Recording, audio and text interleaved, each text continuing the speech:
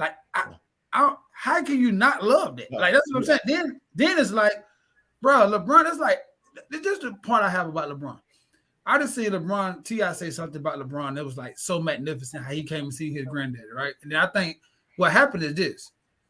This is what makes me so mad. And it almost like forces you to say something bad about LeBron when you don't want to, because people just like are nut huggers of LeBron. Like when like he can't do no wrong. LeBron is by far the best athlete off the court to me ever. He is by far like the best overall representation of a man, a father, and a black man. I never discredit nothing he do. It's show him accolades. The minute you say anything about the facts of what he do, it's, oh, you hate LeBron. Bruh, the man has been playing subpar this whole thing. And when I say, like, the Lakers win as Anthony Davis win. What are you talking about? LeBron's take? No, what did y'all? That's the problem I got with the Lakers. For one, I never liked the Lakers because I'm a Bulls fan. Let's get that straight. So somebody can't go to a team and make me like them. I don't like the Lakers. I'm never gonna like the Lakers. Like I'm never gonna like the Eagles so I don't understand how all you LeBron fans just keep going wherever team he go. But then y'all don't like Brady. But then y'all don't like. It's like, come on, bro. It's just the hypocrisy in this world of me. Now I want it to be straight. Last thing I'm gonna let Zay go, bro.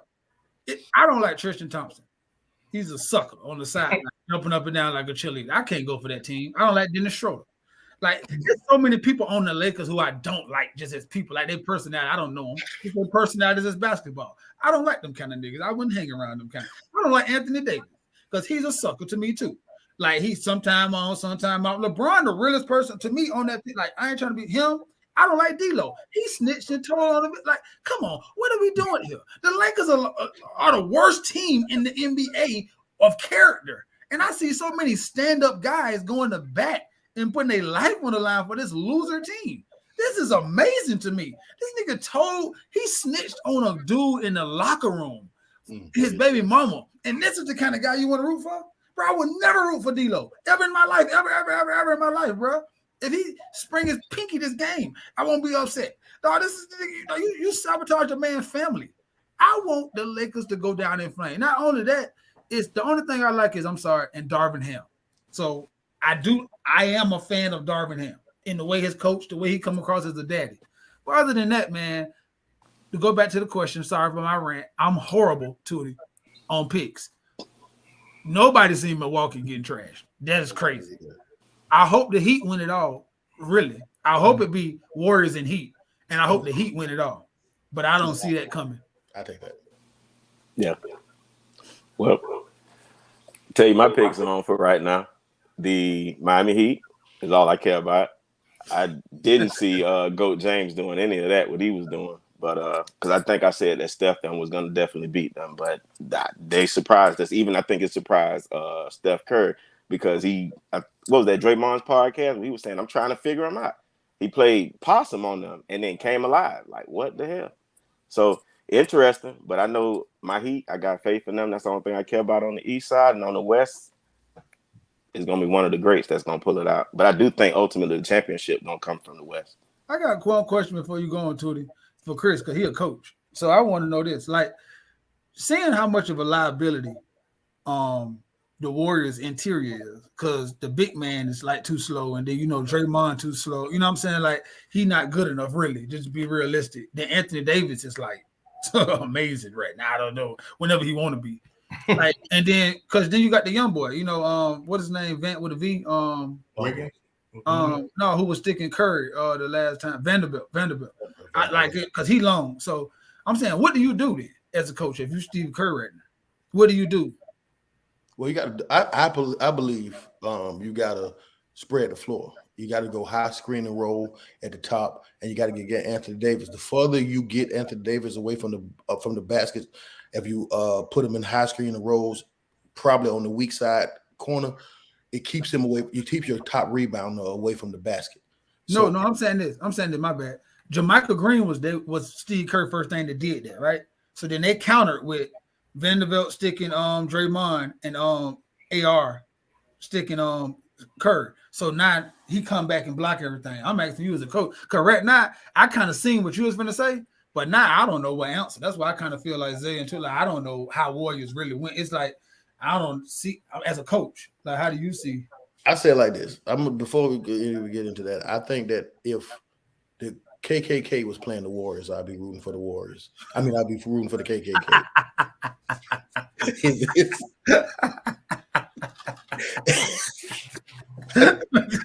Hey, I think Chris is running the teleprompter on that meme you showed with the guys. We went to the what they said, the nigga museum or whatever. Oh my god!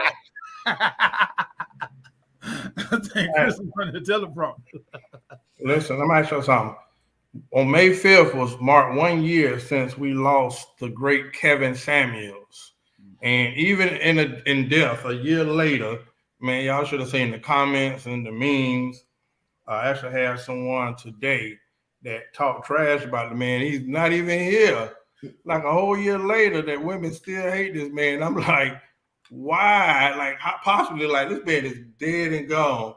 And she was on the comments going throwing haymakers at everybody. You know, because Isaac Hayes put up a meme with all the 4 dudes that was the biggest simps. And she was in there. She was so heated about it. And I just couldn't understand it. But Kevin Samuels, 1 year after death, was he a messenger or a menace? And I say that because there's a documentary that's going to be released in a couple of weeks about the rise of Kevin Samuels and why he was so impactful and why he had such fanfare. Mario. Hey, you know what, too? I seen that, too. And it's like it hit like a barrage. Like, you know, I didn't even know it was the year. It's like all the haters like had it marked on their calendar. Yeah. Like, they synchronized like hate posts. Because that's like I looked at my phone and looked back at it again. It's like nothing but just like angry people and like Hollywood Unlocked and all them and then TMZ, everybody just put. I'm like, bro, that is crazy that this man mama still got to see this stuff a year later. Mm-hmm. Like his family still got to see this shit. Like, because whatever you believe he preached. Oh, but if you did, like he can't berate women no more. Like you know, I know it's still out there, but it's really technically not relevant. You got a lot of mini-me's out there, but I'm saying his impact has watered down. You know, has been watered down a little bit, and I think it's just distasteful and sad, bro. I think it's sad because we always talk about empathy, like in human decency, and I think that right now nobody's showing it. Like, take away the black man, take away the man. I'm just saying, like, bro, you know he is dead. Like, bro, you don't have to commemorate his death by bashing him and killing him again verbally every year. This is like the sickest part of the world. We show it. They show it on Instagram and social media all the time, like how bad we are as a people now. It's just sad, bro. Zay. I think it all depends on who you ask. For a good percentage of men and a lot of women, he's a messenger. And for the women that he may have stepped on their toes because it was real, he's a menace to them because he lifted their skirt and showed their underside, and they don't like it, you know. But like you said, that's still someone's son, that's still someone's dad, that's someone's brother, and that's very insensitive, but that's the world we live in. So as crazy that they have to remember you that way, or that they chose to remember you that way, but that's what it is. That's what we saw. Chris, look, well, before I go to Chris, I want to say this: the interesting part of, even from the grave, he's making money. Those clips are probably more viral now than ever. He was smart enough to leave an estate. He even had a beneficiary for his YouTube and all his pages. I just still don't understand how I don't understand how it triggers people that much. But, you know, each his own. I think personally, before him, you had nobody speaking out like him. And personally, he only spoke to men, right? It only became a problem when, you know, he started addressing women who were the ones that called in actively to participate in the show. So just another example of craziness. Chris Leo. I think the question was he a messenger or a menace? And I would have to say that this man was a menace. I think that, but I have no evidence that women don't respond to and like and admire menaces. Like most of the menace I've seen in my life, women love them. Think about NWA. Women love them. 2 Live Crew. Women love them. Andrew Tate. Women love him. Donald Trump. Women love him. So if you really want to affect women and attract women, you have to be a menace. I would have to say that he was a menace with a message, and his message was get married. His message was take care of the women that you in relationships with. The message is be the best man you could possibly be. The message was mansplaining what women have been saying a long time. Like when you ask a woman what she wants, she gives you a like word gumbo, and you have to just, you try to decipher through that. What he did was simplified it and made it, well, you want this?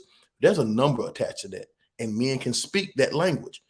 And once they open their eyes to the actual number that it would take for you to do that, then now you can calibrate the man in which you have to go for to get that. Once you can designate the man, now you got to see if you qualify for that particular man. And I think that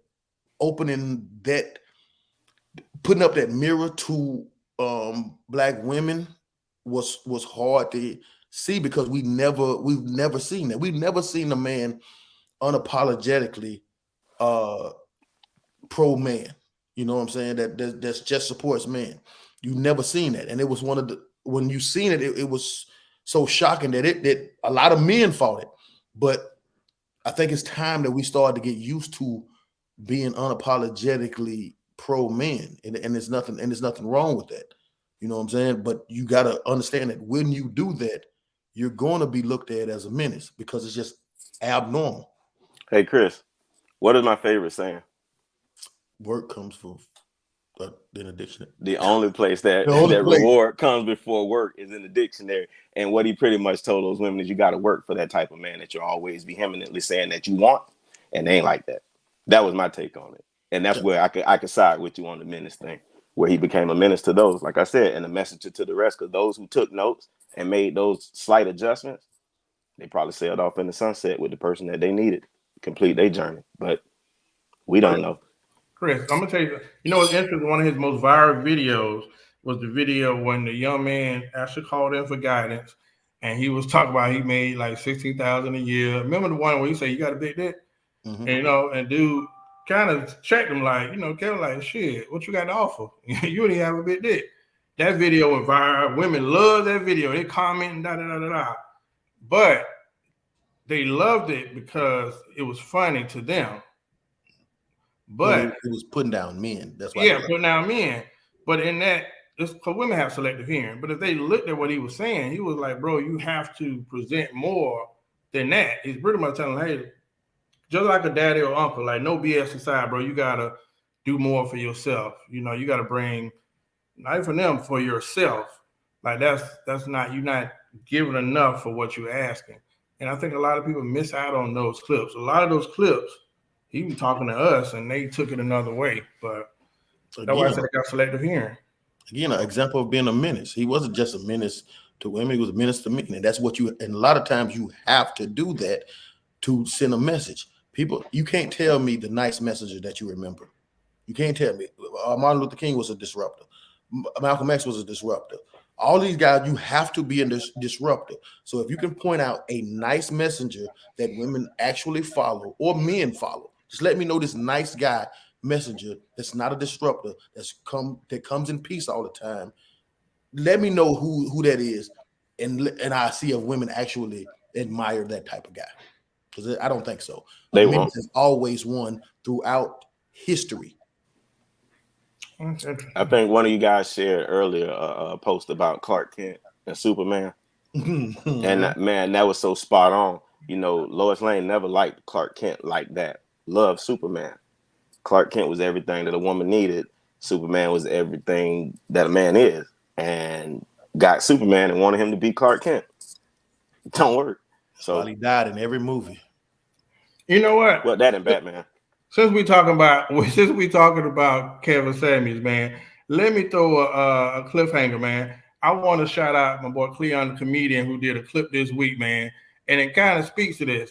People hated Kevin Samuels, but they love the dudes that tell them what they want to hear. So shout out to Clea. I'm gonna show y'all a clip that had me in tears. I think it's so important for women to understand that settling for the bare minimum is so detrimental. Relationship podcast niggas is always talking about what the fuck a man supposed to be. There are men out here that will literally make you a priority. You niggas sitting in a house with an Amazon light on your desk, red, with some soft instrumental shit on, playing, talking like LB Shore. Broke dudes call real men who pay their woman's bills a simp because they can't. A man supposed to pay all the bills. He not a real man if he don't buy her a house or a car. These dudes wonder why a woman is so cranky, irritable, tired, and depressed. He not a real man if he cheat.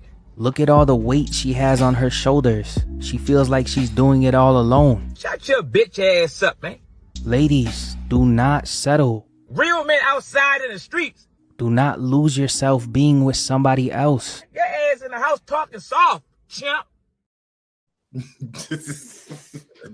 Hey, bro, if that don't sound like an episode of Us, man, bro, all we be doing is trying to get people to see, like, oh, that shit sound good as hell. Let's see how it work out for you, man, out in these streets.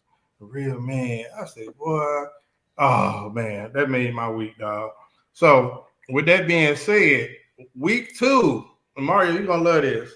Last week on the Breakfast Club, after a visit to Ayana, I don't know how to spell her last name, Ayana Van Zant, but she's like a life coach and she fixed families. She got a show where she go to effed up families and talk to them, right? So it's interesting that last week she had an interview with a public figure called Ebony K. Williams. And Ayana kind of set up, and I guess Ayana probably knew something. Ebony asked her for clickbait, hey, would you date a bus driver? Her response is, do he own the bus? And then that turned into a whole fiasco because Ebony tried to clarify. So she went on the Breakfast Club because it went viral and it was that. And it got worse. She went on there and tried to talk about white supremacy and everything under the sun. And then even DJ Envy got on her saying, like, if you like white men or these are your preferences, you just say that, but don't downgrade the blue collar person like they didn't achieve enough. Because for some people, that's their ceiling. Some men are content, like I'm providing. Some bus drivers make 6 figures. And so it kept getting worse and worse. Even when the stuff came out and said, well, damn, Ebony was engaged to a white man who left her, who wouldn't even spend COVID with her. Bro, every day there's a new meme or interview or a clip on Twitter that they dragging up, and it just seems to get worse and worse and worse for Ebony Williams. Mario, did you see this clip trending? I did. It's like a 3-part thing. The funniest thing was Dr. Umar. Oh my God, man. Bro, I laughed so hard, bro. I was waiting for him so far because when Charlamagne gave him the alley-oop, because that was that alley-oop. So because once his name gets said, it's gonna get mentioned, and it's gonna get tricked. It's gonna set him off because he probably wouldn't even caught this if it hadn't been for that. So good job, Charlamagne, because you continue the content. But the crazy thing about this is when Ayana asked her, because I like to get context. She asked her, like, would you date? They was talking about why you can't find a suitable man, in this climate. And she asked her a simple question: would you date a bus driver? She said, if he owned a bus. At that point, I don't have no problem with it. That's your preference. Like, if you don't want to date a dude who don't own, cool, that's you. You just make it smaller for you to get a man.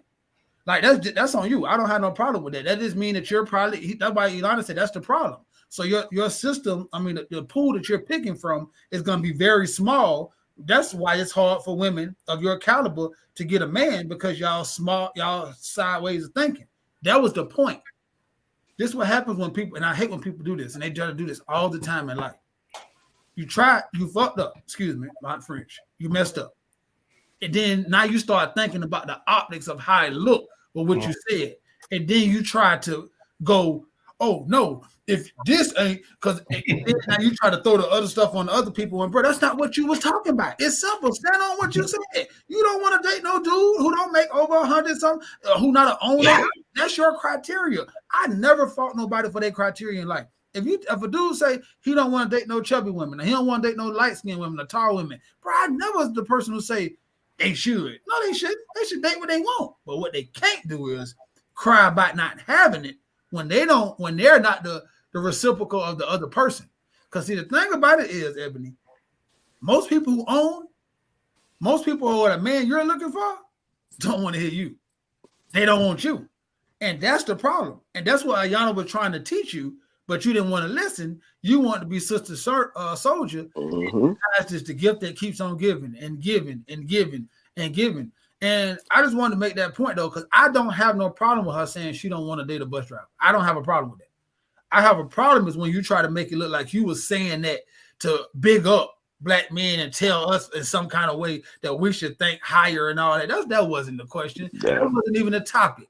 And I hate when people do that to try to like pivot off to prove their point. I'm so happy that. And last thing to say is shout out to Envy, because I never seen a light-skinned dude dark as Charlemagne in 10.3 seconds. When I say Envy was so mad and ready for her, bro, he was on the mic, Tootie like this, like, dang, bro, you scrumping up the paper or stop chewing gum. Like Envy is that guy because he's a producer, so he's always listening for sound. Bro, he was tapping his name on the desk. He was grabbing the mic. He was so irritated, right? He was so mad because this was so insulting to him because as a man, it's like, I think he knew about the white thing. I think he knew about all that in the beginning. And he was like, oh, I'm finna light her ass. Oh. And I just love that. Oh, it was good, man. It was good to see, man. That's the part I hated about it, but it was good content. I'm glad you brought this up. Mm-hmm. Turn your mic on. You are a professional. Zay? Well, Hardy, you hit it on the head again. But it was a simple question that he asked. And then what Chris said with the digging, once you put your foot in your mouth, now you're trying to cover it up. It's almost like a liar. When they tell one lie, they got to tell another to try to make it fizzle out. And it didn't fare well for her. I was really surprised with Envy because at first I thought he was doing too much, but then he was right. Because the people that do support him are the regular class, and it's probably a bus driver while he's riding, he's listening to them. And so, yeah, I'm not going to have you disrespect not only black men, but the people that support me, the people that supported her, like they said. So I saw a lot of backlash that she did receive where people were saying, they not going to buy her book and things of that nature because the covering up that she tried to do was terrible, man. And I hate that happened, but it does. And I think this is a conversation that we have a lot of times with women, like your desires and things that y'all want is nothing wrong with. Have those things, understand that, those are like unicorn, like, or unrealistic, like dreams for a lot, not all, but for most people, not going to get that. And you do have to kind of settle with what you have in front of you. Not really settle. I hate to say settle, but you have to take a look at what's within your grasp and compromise. But that's a hard word too. But hey, listen, man, you get what you put out there. And I think she's just reaping the benefits of what she said. Chris, bring us home. This wasn't surprising to me at all. It is culture to talk down about black men. It's even more culture to talk down about blue collar black men. We've been hearing this our whole life. The TLC, No Scrubs, all the songs. Every song now that female rappers make is about degrading men. So this is par for the course for me. You know what I'm saying? I understand this. I've heard this my whole life. So, but what I think that men should take from this more than anything is that woman unapologetically stood on everything she said and did not apologize for nothing, did not recant nothing, did not walk back nothing in a time where all I see is black men getting on TV apologizing for some shit all the time. You see, this black woman will refuse to apologize to you. Even in the face of Envy, DJ Envy pressing her and telling her how blue-collar black men, a lot of them felt. She said, fuck them, feed them cake. So at the end of the day, you guys need to take heed of that. Just like Hardy said, I don't have a problem with somebody's preference. But the problem is when we say a preference, then they make a new name for it. If we say they don't like fat women, it's called fat shaming. We can't want to be stepdaddies. That's a problem. We can't want them old. That's a problem. So cool. I don't have no problem with her wanting men that own buses. It doesn't bother me. That's not a woman that I would consider for long-term relationships. Not I hit. And Ebony, if you ever feeling lonely, you can give me a call. Just tune into the show at any time. But at the end of the day, dog, I think that who cares? What we need to do is take from this is stop apologizing for what you want. Say it boldly, say it proudly, and do not stand down from it, because they will not do that. These are the type of women with these type of platforms. They will not step down. I think it was distasteful to bring white supremacy into the argument, because it had nothing to do with white supremacy. This is how you feel about the common blue-collar black man. That's just how you feel about him, and it's fine, but own up to it. I think it's interesting that they always talk about us, and they want to analyze black men need therapy, and I got you, Mario. Black men need therapy, and it's problem with us, but nobody's going to talk about her dating trauma. She might have had an issue because she just seems to have something with black men. The fact in that conversation, I think it was on Breakfast Club too, where she was talking about fertility. Like, you can't even find somebody to get you pregnant, and then she started talking about how it was so low choices of African-American men to have a child with, and da-da-da. And then she started talking about irrelevant stuff. Oh, we're looking for somebody. I'm looking for somebody this height, this. It's like, man, what are you talking about at this point? Do you want somebody to love you? Do you want a good father? Or are you really out and out of space? So it just seemed like the conversation got worse and worse. Mario. Both of y'all, I was gonna just tell off Chris what he just said at the end, but then you kind of brought up the point I was going to make, Tootie. The best part about this whole debacle or interesting conversation or interlude to a deep discussion is this. When you put all the cards on the table, what are we talking about here? A woman who looks down on a whole class of people, despite of how they got there or they want to be there, who's single as a dollar bill. Oh, that just makes me joyful right there. To know that she's not ruining one of my brother's lives right now. But what she could be is that nagging, nasty, ungrateful, unadmiring, uninspiring wife to a king who can never get his crown because she's single-handedly making his life live in hell. So it just delighted me. I was upset at first, and I thought about it, like, hold up. She go home to her pillows every night. Or to a nigga like Chris who's saying, I beat, but I ain't staying. So I'm okay with this whole debacle, because at the end of the day, Ebony, the K Williams, that was your name that your daddy gave you. And no man else have ever gave you another name. So I'm okay with you having your high standards. And we'll see. You almost get it. So we'll see. You only got a couple more mango seasons. Don't ever settle. I don't care if you're 65. Ever settle. Keep that same record. You deserve. Don't you ever settle. You do. Well, listen. Before I transfer to the other subject, while we don't talk about dating trauma, we just addressed it, but the self-hatred of black women for black men, I'm gonna say it's a thing.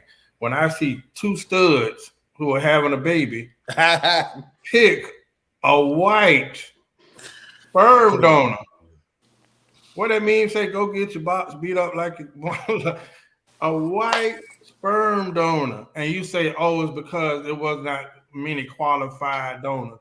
Ain't no black men, and then you just say you want a light-skinned baby, but don't turn it into something else, bro. I was just like, come on, man, and we don't see the mental illness in that. Tony, one thing, the devil's advocate, I don't think it's too many dudes going to the clinic whacking in the jaw. Yeah, I know that was dudes the one thing blood. They'll give blood. They'll work two jobs and all that. I just don't know too many niggas personally. When I look at the stats, it's pretty bad. Mario, it's at least 1,000 successful, rich black men in Atlanta that would have took it on to go in there and beat up the brat box. It ain't been used. Oh yeah, but that's not what they want. They got turkey basted. She wanted, and she wanted it from because I did look this up because I not to play the advocate. I didn't know this because my wife kind of gave me some research on this too.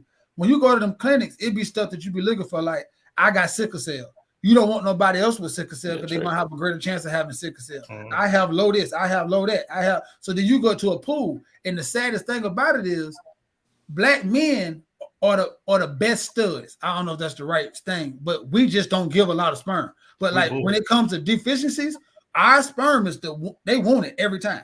Like that's what they're saying they want, but it's just so low to like she should. But it's not an excuse for her because I agree, Tootie.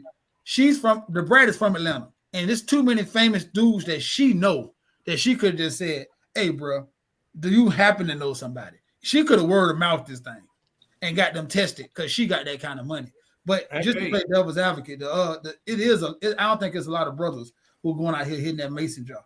Don't do it either. Don't do it either. Make them pay for it. That's my point. Who wouldn't have said, "Hey, I know an undisclosed, blah blah blah. Right. She got 25K." Right, that's real. That's why I said that comeback that her girl did, it was great, but it don't apply to y'all because y'all rich. Like when you in that high class, like y'all didn't know who's of Atlanta. Atlanta's a small place. Well, you kind of know. You could have, like you said, you could have seen something. You could have bumped into somebody. Yeah, especially. And if she wanted to take her first and only ride, I'm pretty sure, boy, that could have been a whole reality show, boy.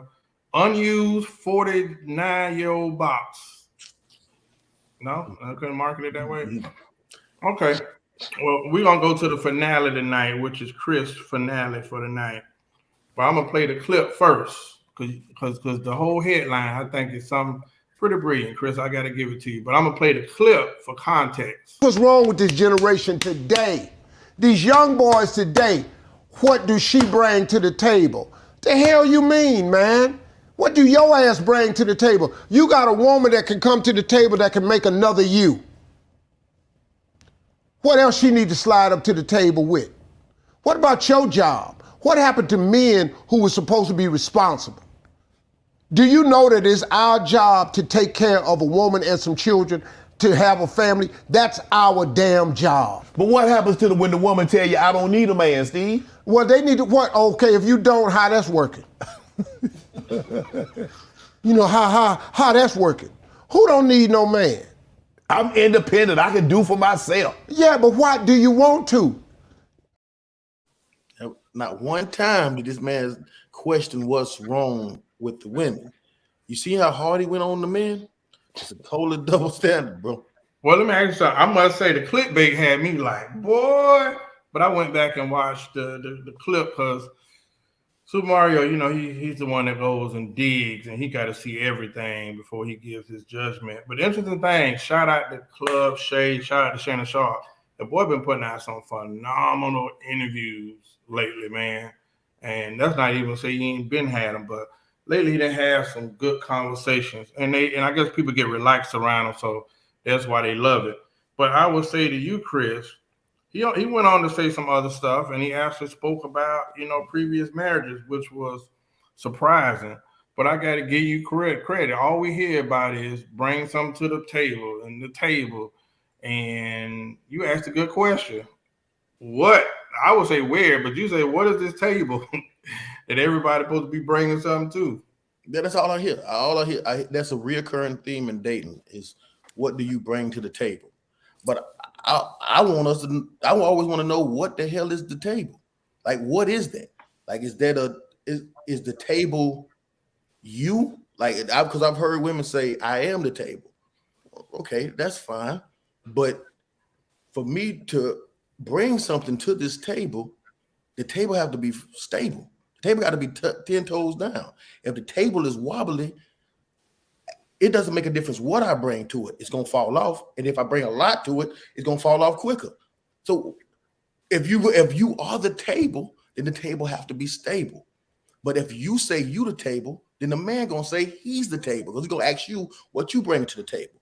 And when we put two tables together, that's for large parties. That's not for for two. It's supposed to be a table for two. We just put two tables together. And when you put two tables together, the effect of it is you sit farther apart, which I think is counterproductive when it comes to relationships. Now, again, I don't have a problem with women saying that they are the table. But what the fuck is a table if you sit there alone? What does it matter? So again, that's my question to y'all. What the hell is this table that we all supposed to be bringing something to? I think the last part was good because I'm gonna come back to that. And you say, what's the use of having a table? You sit at it alone. But I asked about 5-6 people. Everybody had a different analogy for the table. But I do know, like, I'm on this side of the table and she on the other side of the table. When you go to a table, usually you either gonna eat or you're gonna place things on top of the table. And maybe in that sense, we both get to look at what we brought in to this table and see how we can mesh it together. So maybe that's the analogy, but the table for me, I always think about presenting. Like the table is where you usually present something or you place something down. To what? Presentation? To like what is that though? Is the table the relationship? Because we got a date to get to the relationship. If that's the table, is the table you, then that makes both of you guys table. What exactly is the table? Well, I don't know about the table, but you come to the table, you bring in what you offer to the table for exchange. When I'm at this side of the table, I have this. So in relations to me, this is what I'm thinking. I will present what I have to offer. Home, which is security, job, security, love, emotional intelligence. And you're expecting on the other side somebody to at least bring something to counter that, enhance that, or show me how to make what I have better. So the table is the things that you bring, is the tangible, these objects, that's a table. I say the table is where we merge. Well, that's what I got. But Mario's the deep one, so I'll go to Zay first. I really think that's a conversation that you should have had a female guest on to answer that, because we're four men that, if we've asked that to each other, because if you said the table, we're all gonna say we're the table, or we build, or we come to the table, we bring the table. What is this table that's being brought to us? It's not men that's saying what do you come to the table with, it's women. So that's the question, who the question has to be posed to, I believe. It can't be the tangible things, that the table are, because that's what you're gonna bring to it. So it can't be that. So I just feel like it's a question for the women, and let them feel free to chime in and let us know what this table is. I disagree because that's the trending thing right now. Chris has a business, home over his head. So in dating, we say, what do you bring to the table? As in, what are you bringing to this equation? What are you bringing that we both can merge together to make something or build something, or hell, even give some kind of assistance to me? How you gonna make my life better? So you can't say tangibles don't matter, because hell yeah, women do look at tangibles. You ain't got no car, you ain't got no house, you can't take me out to you can't take me XYZ that's gonna fulfill my needs for blah blah blah. So that's just, I do think tangibles matter, because that's what right or wrong, and shallow as it is, yeah, that's what really people look for. And I can't tell you what your table requires, but I actually disagree with you though too, because from all of the report that we get, it's the guys with no house, with no cars, that's breaking all the women's heart. And I know they ain't got nothing to come to no table with. They got dick. Whooped it. All right. So that's 100% of the men. So then everybody got the table then. Everybody got the table. All right. Read Lisa comment. I figured Mario and I would be building a table of what we both want, but for neither to be sorry as fuck before you get there to build. So, yeah, I thought shouldn't you be building it together? Which means you didn't come with a table. You got to come and build it together. No, what is this table? So that's what I'm saying. So then you got to understand when they ask the question, you say, what is a table? A table is simply a relationship. See, one thing you can't do is change the meaning of stuff. So the table is the relationship. So when they ask you, what do you bring to the relationship? It could be tangible stuff. It could be emotional stuff. It could be ever. It was a quote that they came because all the knights used to sit at the round table. And then a king used to ask you, what do you bring to make us as a land more plentiful? Or what do the wise men think? What do what do you have to bring to this to build a nation? Right. But the table for us is the relationship. So when somebody's saying, what do you bring to the relationship to make us better?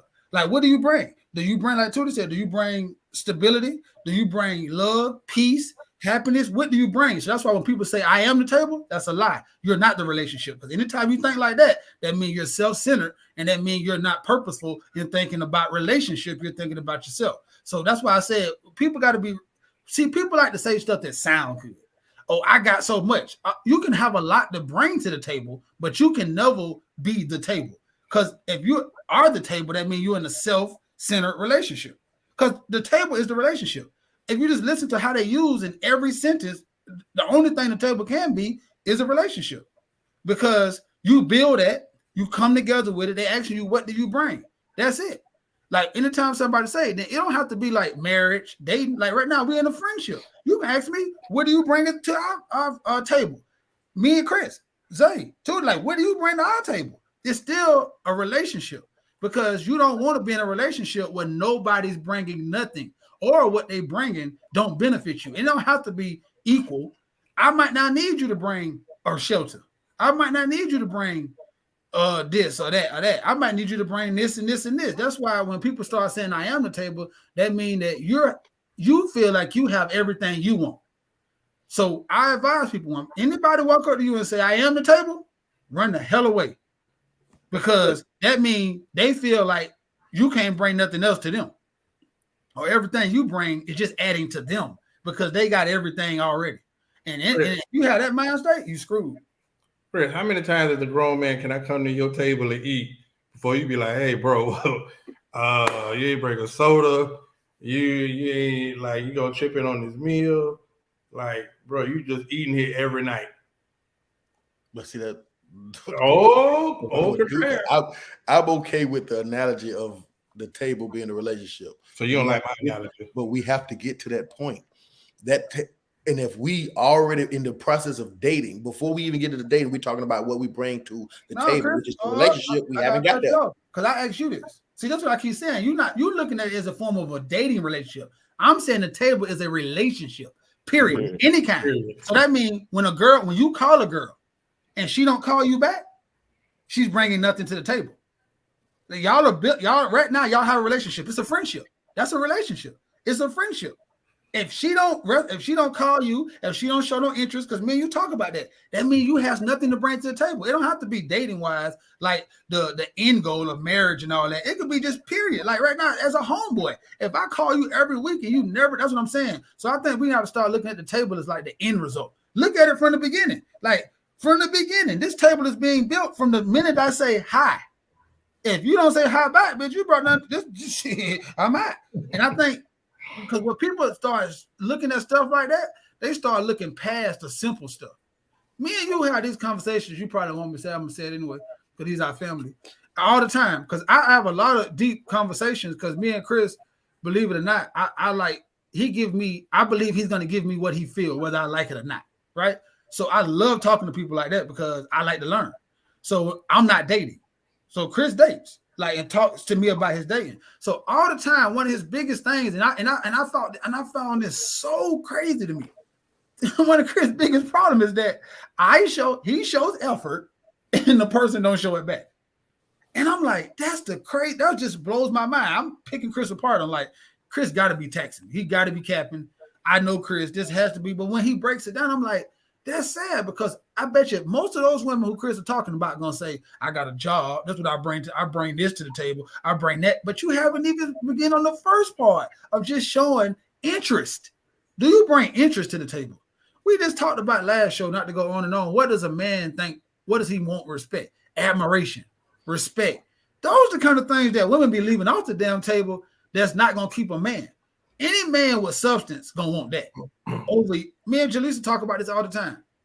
I've never met a girl and said, "Hey y'all, we got 4 doctor's degrees. Boy, she an MBA." I never say that.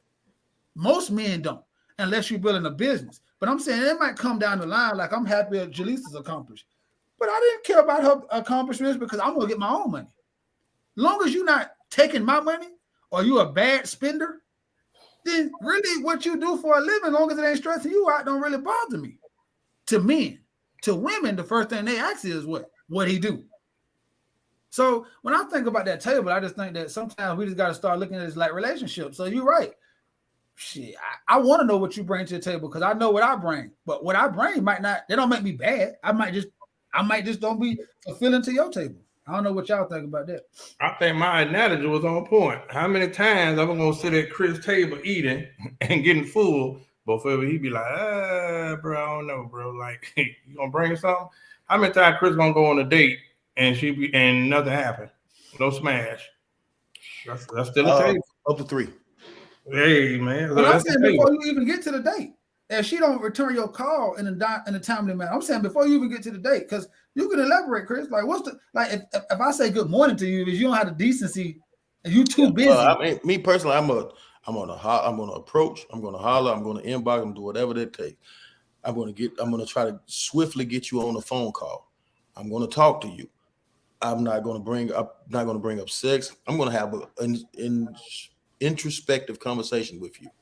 My expectations after that is for you to reach out. I come from a time where women showed interest, where it wasn't calling or offer the date, take her out. She say, well, not tonight or not Thursday, and then don't give a reply or well, maybe Saturday or something like that. For me personally, I'm done with that. Right. I'm done with that. So I personally don't think that's I don't use that as a table analogy, but that's just something that I can get. I understand where you're coming from with that one, but that's just my MO. That's how I get down. I think the table is the bridge where y'all meet and see what you got. Yeah, exactly. And I think that's why. Thank you. That's what I'm saying. And I think that right then, I think a lot of women overlook that part of like they keep so worried about. This is another subject, but I'm saying they get so worried about tangible, like accolades that they bring to the table. That they look over the small stuff. Like Chris just said, call me back and show interest, and then you're gonna get a date. Then I'm gonna show you what I bring to the table, but I can't show you if you don't even want to come sit at the table. You don't even want to enter the table. Like you want me to just keep asking you to come in? No. Most people don't realize that the small things are really the big things. Like the big things are like you don't need to say that those things are gonna be done, but that small stuff that we just rambled off a whole list of it, the admiration, the wanting to be there, the appreciation, all those things. Those are the things really that's at the table. So that what the table consists of, I should say. But that's too much like right. So a lot of people ain't gonna see it that way because, like you said, they're looking for the big ticket items, and those are gonna come if you just do the work. Again, reward work. No, you good. I'm just saying. About this. He always say this. It's just me and his running joke. He always like city girls. If you ever know the Tootie has the biggest beef with the city girls. I think he the number one fan hater. And but the point he be making is so true and it's so crazy right now. If you look at this, like all the people that are at the top of the list that are telling you to not be relationship oriented, not be hospitable to your man, not be submissive to your man, not be forthcoming to your man or subdue to his love or show him appreciation, are fools for love in their man. They're not just in relationships. They're complete fools for love in the dudes they talk to. JT is with Little Uzi. Yep, who dogs the hell out of her. Sierra is with Russell and singing it. I'm just like, bro, Beyonce said this, but she's having Jay-Z's kid and stop touring. This is amazing how people in plain sight can see a national anthem for sluttertree go worldwide and diamond, and the person is not living nothing like. So you talk about the duality of the two. A man couldn't swear to God he was a gangster and be a good home father and nobody by his rap lyrics. But a woman can swear she's a city girl and live nothing like it. And she can be the national spokesperson for the city girls. That's amazing to me. I said that on the previous show. If it was a male rapper, he would be called a fake gangster. Dog, that's amazing. Dog, when you look at that dichotomy, it's crazy. It might sound, Chris, I got a B question. What are your requirements for your table, Chris Leo? Well, for me personally, I like appreciation. I like a woman that goes out of her way to show me that she is interested in me. I'm not the biggest caller. I can do, but I'm not the biggest caller because again, I come from a prehistoric time where you gave a woman your number and she does not stop calling you. I came from a time where women were bugaboos, so I'm used to that. Every woman that I've ever been in any type of love with or in any type of relationship with was on me. That's why you never hear me complaining about women treating me poorly or being treated badly in relationships because I've always been treated well by women. So at the end of the day, I know this, so I don't even entertain women that don't. But as far as to answer his question, I would like for you to bring what? Respect, a ability to listen, to be coachable, what's it called? Damn, the C word. But what else? I would like to not give it up to nobody else. That'll be nice. I wouldn't mind some cooking. I wouldn't mind some massaging. What else? I'm pretty simple in that. So I don't know. I mean, I don't require a whole lot. What I try to require from women is what I believe is the hardest thing for women is to watch their mouth and always show respect for me, show appreciation to me, and my love language is physical touch. So I appreciate that too. Chris, yo, since my brother asked me that, all of us gotta say it, but my list has changed in the last week.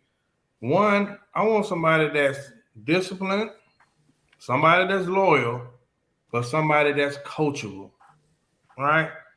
Oftentimes when people have been doing their thing for so long, we don't have a relationship together. I need to be able to show you some things, just like you, like most women try to get in a man's life and show him this and save him, and I'm gonna be the hero. Be able to be coached as well. I need to be able to show you some things. Because some people you meet, you can't tell them nothing. You watch them crash and burn over and over and over again. My 3 P's still stand there. I want somebody at that table that's going to be able to provide peace for me. I need somebody that's going to be able to give some prosperity. Together, we need to be able to merge and be prosperous together. That's where the coaching come in. And then the last P is just the analogy for sex. Like, I need that. You know what I mean? It's a demand. I need that. When we ain't linking, then man, I might be stinking upstairs, mad as I don't know what. But the 3 P's are there. But being coachable at a later age, I think, is important. But I've been single for X amount of time. You've been single. If a woman don't have no respect or can't listen to a man, I don't know how far y'all gonna go in a relationship. If she don't respect what you say, or she ain't gonna listen to you, boy, it's gonna be a long relationship. I mean, I'm gonna pay for them dates. You just gotta ask, can I see you, or when can I see you again? Yeah, I pay for it. That ain't. I come into there expecting that. You know what I'm saying? I don't mind. Be where I'm deficient. We get into situations where they require us to plan, but when you talk to them first, they told you about 3-4 trips that they got planned this year. Baby, you better at planning. I can pick you up and take you. Why don't you plan this shit? Like I'm not a good planner. Why are you making a goddamn giraffe limbo? That don't make no sense. All right. Well, Mario got married, so we know his table look like, but he's still gonna answer last. Xavier? Coachable is good. What you said, just come to my table willing to work. If it's a relationship, then I mean we both working to make sure that it's the best that it can be. So me and Chris are the same. I don't really have a whole bunch of requirements. I don't come with it's supposed to look like this. A relationship looks like whatever the hell works for us. That's it. So come willing to work, be coachable. And I'm gonna try my best to do the same. That's it. This is the same I know they're gonna set you off. Plan her whole weekend, all the time. When it comes to a man, it is a put down. There's something wrong with you planning. Half of the stuff that y'all want to go to, them walks in the garden, them farmers markets, we don't know nothing about that. But hey, if you can open me up to that type of thing, cool. But no, I'm not going to plan a walk in the farmers market. I'm not going to the strawberry festival. I wouldn't think of that. Chris, I don't know. My brother Mario might disagree with you. You got to learn. That's what he tell me. You can't keep saying you don't know. You got to learn that stuff and wow her. That's cool for Mario. But no, I'm just saying to you. Is the point to go, or is the point for me to plan it? Because I think we need to get to the objective here. Do you want to go? Well, then plan it. I don't have no problem with it. But Chris, what I'm saying to you is this, though. Just wow her. Like, at some point, you got to learn. You can't keep saying that you don't know. At some point, you got to, you know what? I'm going to do this. Wow her. That's it. Don't take much, especially if she's doing most of the planning. But I'm just playing devil's advocate in it and trying to give you a one-up back. You know, like, all right, if she's planning everything and you paying for it, save yourself. That might be fiscal for you, too, because you might be able to plan something. Let's say you was with a woman, right? Mm-hmm. And you was a great cook, right? And you didn't have no problem with cooking. Is it such a big deal that she cooked? No. Just be, especially in the initial stages, would it be that big of a deal for her to cook, even though you're pretty good at cooking? Like, I don't think it would be. It's about the experience. It's not about testing somebody whether they would do it. I probably excel in so many other things. I probably excel in text messaging. I probably excel in random acts of kindness. I probably is deficient in planning dates. It shouldn't be that big of a deal. It just shouldn't when you are a planner.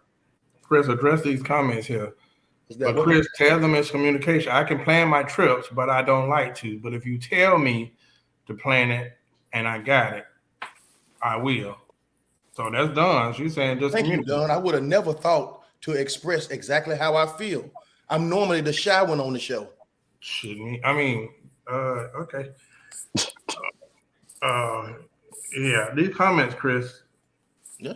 She says that she enjoys your honesty. The point is you listen to what I say and do it. Thank you, Master. Thank you, Master. I'll get right on that. Oh my God. Listen. I can't believe I'm about to agree with Chris. I think sometimes we force stuff. So, like, I get it. You want the man to plan, and that's what women repeat, and it sounds good. But maybe he's not good at it. So at some point, you got to give some grace to be like, I'm going to work on that with him. But don't be so quick to be like, oh, he ain't playing nothing, and boom. You know what I mean? Because that man just might be like, I'm not good at it. I'll pay for it. I got it. Let's just go. After a long day, I got it. Let's go. Not to mention, I'm not going to require you to come up with this interesting conversation because that's what I'm good at. I'm not going to require you to open these doors. I'm not going to require you to make it somewhat fun because I can do that. The fact of, do I sit on the weekend and say, let me go do this thing that I have never done before? No, I probably don't. I just probably don't. So if you want to go to sip and paint, all right, I can put on some clothes and let's go.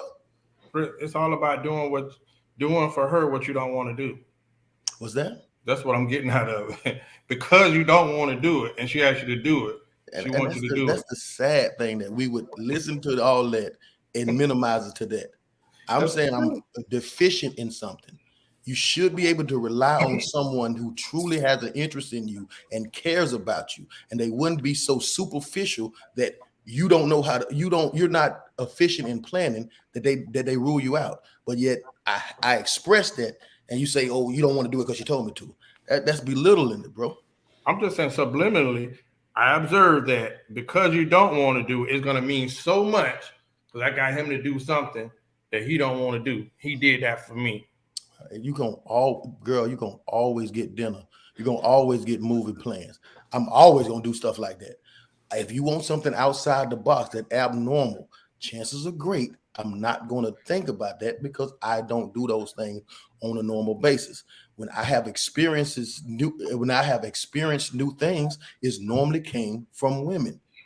My sister puts me on to different restaurants that I would have never thought about because women do those type of things.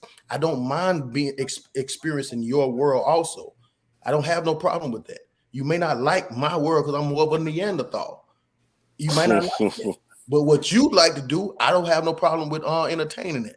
But if I'm told disqualified because I didn't think of sipping paint, oh hell. Chris, does coachable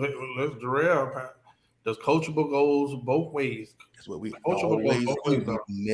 We never make it when we're talking about women. We never keep it on women. We always got a 50-50. But then when women talk, don't say that, Chris. They don't like 50-50. Don't say that. If she said horseback riding, well done. Personally, I've never thought of her horseback riding. But if I know that you are into me and I know that's not the only horse that's gonna get rode after, then for sure I go. Or the horse ain't the only one that's getting rode. Yes, Don, I will go. Chris, I'm being honest, Don. Let's go, Pogo. Ah, man, listen. I don't know. I think that conversation is over because Chris. I mean, I'm pretty sure they know that as well. But no, you can't. You remember, you can fly them out, and you can't. There's no guarantee. But look, if you want to go horseback riding, and I know the horse ain't the only one that's getting rode, I'm willing to try it.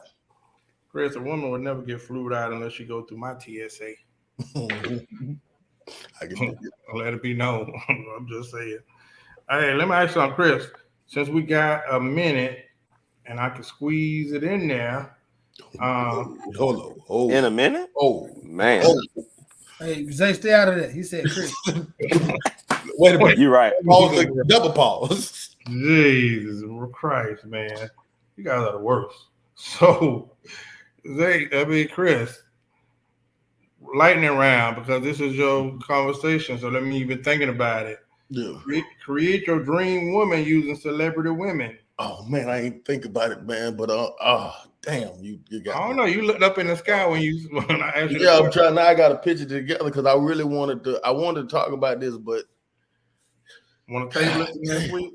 I'm gonna have to leave that one next week because I there's different parts. I might want some Megan Thee Stallion ass or Beyonce faces. I might, let me put this together, man. For real. Well, good luck on that. Claire Huxtable. All I need is Claire Huxtable. That might be the personality right or now. Something like that. That might be the essence, the energy of it. You know what I'm saying? I got to really take my time to put this masterpiece of a woman together. Well, guess what? Nobody can say Claire Huxtable, Felicia Rashad. You come up with a lot of names, but you keep her out your mouth, Chris. How you go cuff some? Yeah. Ain't hit, bro. How you go do that? If I could, what world is that? She probably 80 now. Listen, if I could, I would. It's because of the memories. In my mind, she is Claire Huxtable forever. You hear me? That's like Pam Grier. Okay? Pam Grier, she don't still get it? Oh man, yeah, she can. What was good? The neighbor on Good Times. Alona. Ooh, it's the principle of it. Like, hey, Shaka Khan. Thank you. Look, in my mind, I'm going back in time to that moment. It's the same. It's season now. So, Claire Huxtable. Yes, I've been on Claire forever. Claire is just. What's the woman that name? That sung the song "Woman to Woman"? What's that? Yeah. Huh? That Better Right or something? Whoever, I want her personality. You ever seen Better Right? Or mindset. I said mindset. So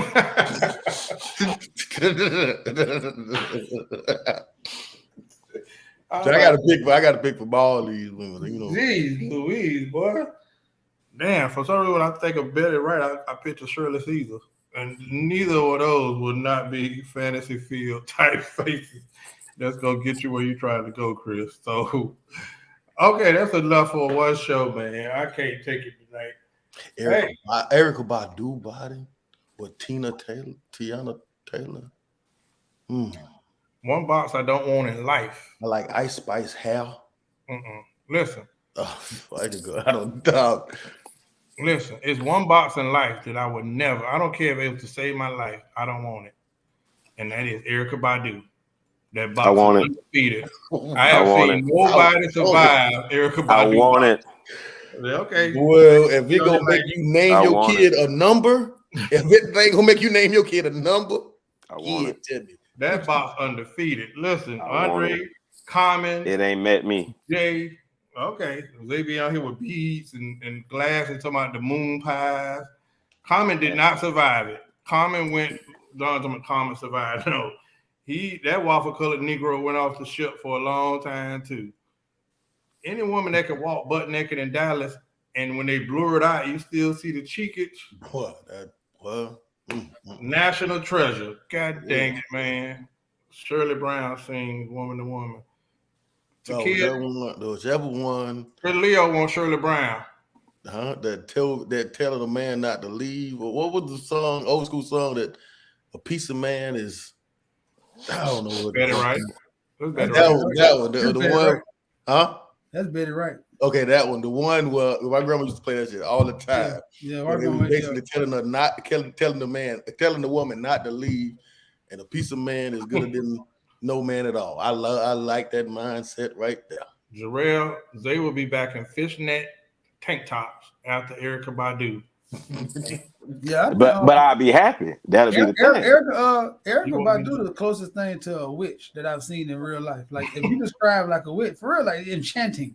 That's like the way she talk. I'm saying like her eyes, like if you look at them too long, it seems like you just get mesmerized. Like I don't want nothing. That's like crack. Like you can tell me all the great stuff about crack and then tell me to smoke it. Like if you talk to a crackhead, they're gonna tell you it's amazing. I don't want it. I don't want to be hooked. I don't want to be hooked to nothing in this world. That's that bad. That's crazy. She has this La Bruja. Thank you, Amber. Listen, it's certain that's so you walk in the room, it's candles. No, for real, but no, it's like a spirit. It's like a spiritual thing. Like you look at her, it's like seriously. I think like she's like into like men. When they say witches, like you know that I don't believe. I believe like she like conquers. Like her whole essence is to conquer a man and like mold him into what. I don't want to be under a bitch who like that's her whole life. She spent trying to sharpen those skills. I ain't ready. Sometimes you gotta know when to hold them and know when to fold them. I can't go play 20 poker with a pro. Yeah, you ain't gonna take me on here. Cannons to the left, cannons to the right now. The dog, she broke some of the most beautiful minds. Yes, thank you, Mario. No, I'm saying like introspective, dog. Not to mention the drugs and the stuff she has tried with men that are thinkers outside the box. Like when you listen to her story and listen to like, I'm always say like Andre 3000 made his best music caught up in her mist. But if you listen to his music in her mist, dog, he said he made. I'm gonna keep saying this. He made Prototype after she left him. Never been the same. An astronaut stuck in space saying, "I wish every woman after you would be like you for the rest of my life. I don't want nothing that comes that walks and breathes." And Mario, this man right now, the best rapper in the world, is walking around New York with a some kind of special flute and long shorts, jeans. And nobody talks about that, bro. This man is in Atlanta, no real, like with the long clarinet that's made out of oak wood. And long cut off and don't comb his hair. This man looks like a bum, like you want to throw him 30 cents if you don't know him for sure. Like my daughter probably walk up on 3,000, then that's a bum. That's how he's out here after Erykah. He never Common is probably the best representation of somebody who kind of snapped back. Because Jay Electronica ain't never, bro. He want to kill everybody in the industry. Soon as somebody looked at her, said something about her, boy, like she has a track record of just like whoa. DOC. Oh, good. Oh, what you say, Chris? DOC. We trying it. I take both of the city girls together. Like if I was going poly. So like, listen, DOC. Give me Suzuki too. No, just the mouth though. Who? This damn Amber, he's still fine. I see him in person. Listen, I'm just saying there's certain boxes that you shouldn't open, and that's the one. Listen, I'm gonna set that up, boy. We see Zay right here riding a bicycle with no seat. No, never. I don't think she. The thing about that is that I think that's the quintessential way that men get set up all the time, though. Because she right now, if all y'all were to say you're a woman, none of her characteristics say that's the kind of woman you want to be with. But then you are entangled with her, knowing that she has the power to trap you. I also have the ghost of Pimp C blunt bumping through my frame, so I think I'll be all right with. I think you have the quote. You have the quotes of Pimp C. She lived that shit. She has a track record of breaking, how powerful dude. Andre 3000 played clarinet by the MARTA train right now. Yeah, for real. Listen, now for real. Windows seat. There's no way she'll talk to a nigga like Andre 3000 if he went Andre 3000. I gotta channel my inner Too Short. Yeah. Bro, Windows seat is one of the most poetic videos I ever seen in my life, where she walks down the streets where they killed Kennedy, butt naked. She stripped down, and you will just stare at that screen and just Bro, and think about this, Tootie. And nobody ever degraded her for being butt naked walking down the street. Nobody said, look at this slut, look at this whole dog. She has a trance on the world. Dog, nobody came at Erykah Badu for that, bro. If any other woman had took off their clothes and walked butt naked down, dog, she was butt naked in public. This wasn't no crew. This is a public street. And nobody had they talked about it a little bit, but I'm saying she didn't get ridiculed. It was like, oh, this is so artistic. This is just Erykah. She's amazing. Like, am I in the Matrix? I don't want nothing for dog. She a siren. I believe this bitch go and all that shit. The next thing you know, bitch, you just out there cutting grass with scissors at night. But no, I'm not fucking with her. Listen, and they didn't want to press charges on them. We declined to press charges. We good, Miss Badu. Anything else you can have? No, she crazy. That's Bay. I pray that into one of y'all life, man. Don't worry about it. I love to see it though. I love to see it too. Oh, we're gonna be on this show every week, man. Look at you seeing Chris, man. The man was at the beach with chopsticks, collecting seashells. By the seashore. By the seashore. Come on, man. That's also an Andre 3000 verse. Oh my God. I lost Tyrone's number.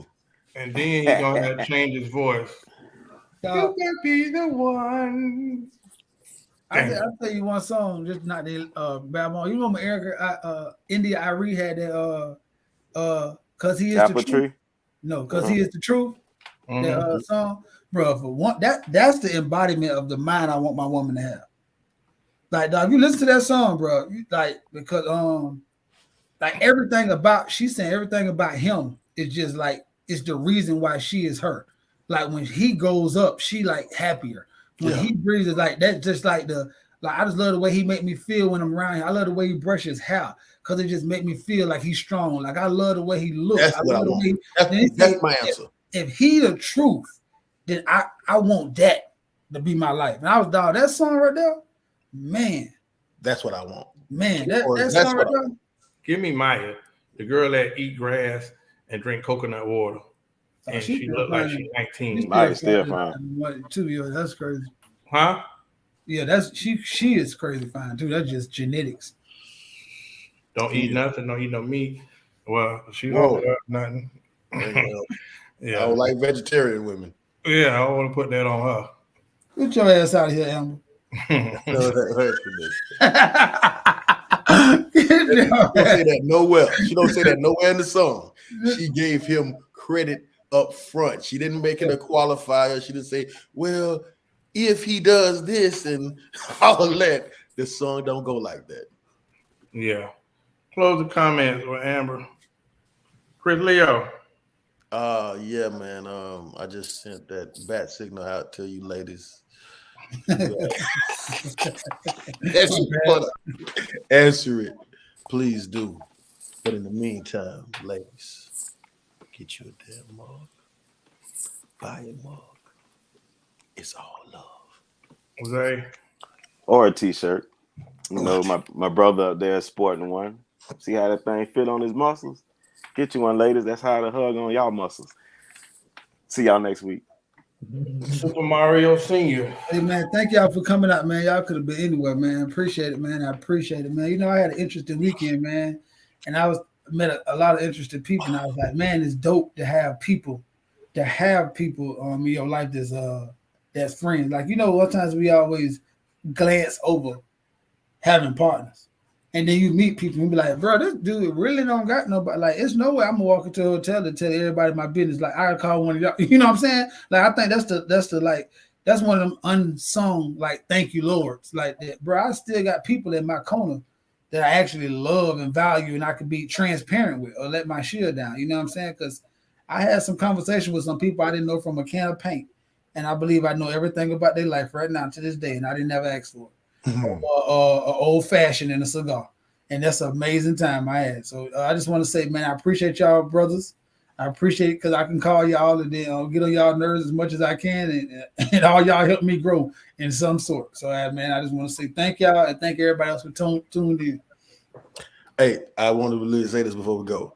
I went and seen the Corey Holcomb show this weekend. Well, hilarious. That man is hilarious from start to finish. And I like asshole misogynistic comedy, but I laughed at some jokes that I felt like, oh, he just taking it too far on this one. But it was so funny, man. Shout out to 5150 Podcast. He asked me to be on it, but today I said I had to do this. I'm gonna go see it when it comes to that. Cause I'll see you go. I'm gonna ask you about that because this nigga has no boundaries. I think he's the only comedian that says what, like, he's so disrespectful. He disrespectful, but it was so funny, man. I enjoyed myself. Shout out to Corey Holcomb, man, for real. Yeah, I gotta go see it now. Yeah, well, let me ask you something.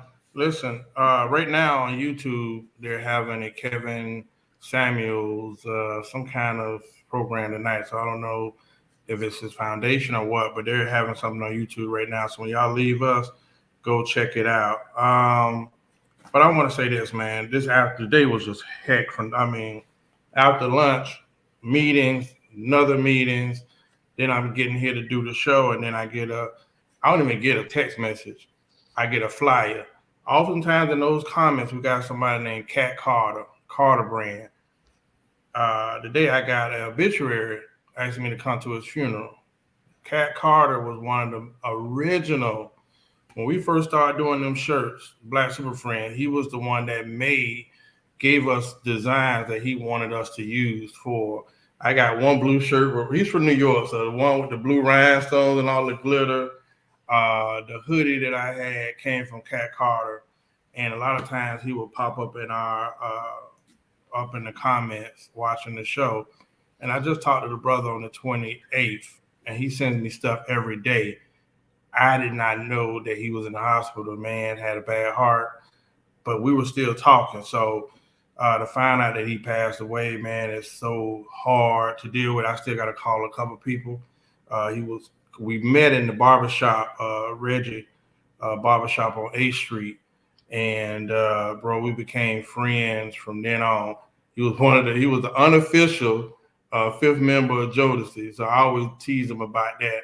You know, when I see the Martin clip, to laugh about that, like, bro, you let Martin take your place. But young brother leaves behind a wife and kids, man, always supported Black Super Friends, always supported me. And to see somebody just sing you something and say, hey, the funeral is on the 20th, like, I didn't even know he was gone. And I'm telling you, I just been talking to this man on text messages and Instagram, and the whole time he was in the hospital. It's crazy, but you know, that just keeps showing you how life comes and goes. And last but not least, Derek's favorite DJ passed away today, the legendary Chocolate Chip, who says, Chip don't want no sitting down. All he wants is getting down. Chip don't want no sitting down in here. Shout out to the legendary DJ Chocolate Chip who passed away today. Our condolences go to everyone that enjoyed that music and the sound that he gave us for a whole generation. So catch us next week on the Black Super Friends podcast. It's been amazing. Peace.